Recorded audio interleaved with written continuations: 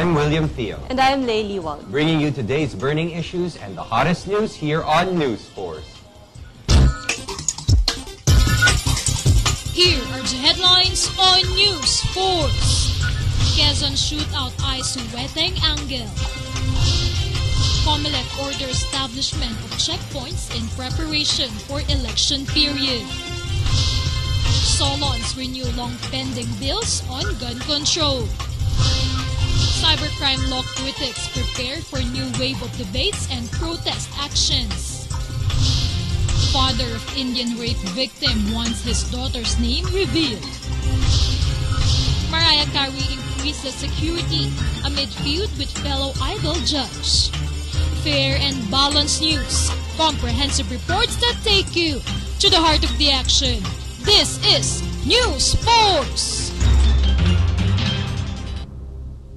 The Philippine National Police are eyeing for Weteng on the alleged shootout between a criminal gang and police officials in Quezon Province. Precious Aquino filed this report. The Philippine National Police says the gun battle between alleged criminals and government security forces at a checkpoint in Quezon Province late on Sunday was an offshoot of a turf war between rival syndicates involved in the numbers racket Weteng in southern Tagalog. At least 3 policemen and 3 soldiers were among the 13 alleged criminals who were killed in the alleged gunfight between Army Special Forces and police at a highway checkpoint in the coastal town of Atimonan in Quezon Province. PNP Director General Alan Purisima, however, said that the 13 alleged criminals were victims of a rub-out or summary execution. Purisima also cited that one of the PNP leader who were injured and critically wounded on the incident. Moreover, 2 Quezon Province police officials said one of those killed, Victorino Vic Seaman Atienza Jr., was a known Weteng operator and godfather of small-town lottery bookies in Laguna and Batangas provinces. This information opted Quezon Province police officials to investigate the angle of Weteng, as police officials also confirmed that Tirso Pada Lontok Jr. was also involved in Weteng in Quezon and Laguna.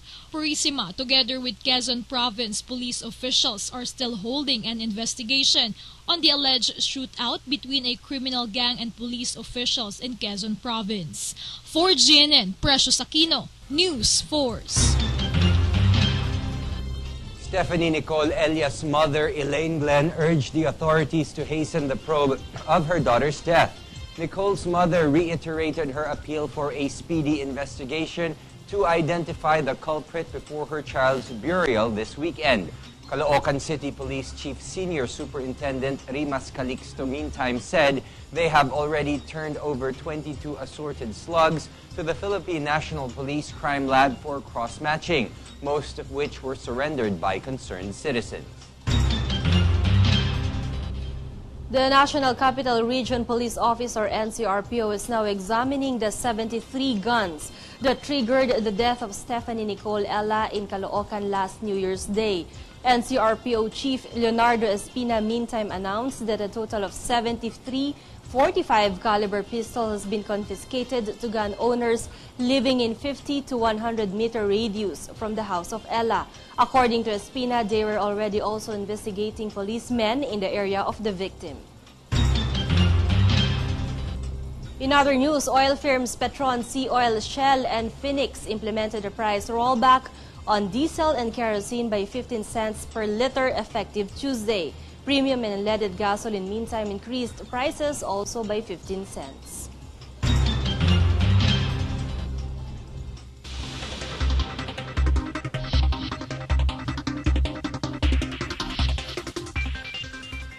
Weather Bureau Pag-asa said residents of Mindanao, particularly in the Davao and central regions, will be having rains that could trigger flash floods and landslides. The Weather Bureau also said that a low-pressure area embedded along the intertropical convergence zone that affects the region could bring moderate to heavy rains and thunderstorms, particularly in the regions of Davao and Socargen. Meanwhile, Metro Manila and the rest of the country will be partly cloudy with brief rain showers or thunderstorms. Miss Universe 2012 first runner-up Janine Marie Tugonon Monday acknowledges her fans all over Metro Manila in her victory parade. Tugonon's float has crossed Quezon Avenue Welcome Rotonda España route to her alma mater, the University of Santo Tomas, or UST. Tugonon has been welcomed by her fellow Tomasians and has been given a special award by the university. After the short program in UST, the beauty queen proceeded to tour the city of Manila and Makati City and traveled back to Smart Araneta Center and ended at the Gateway Pavilion.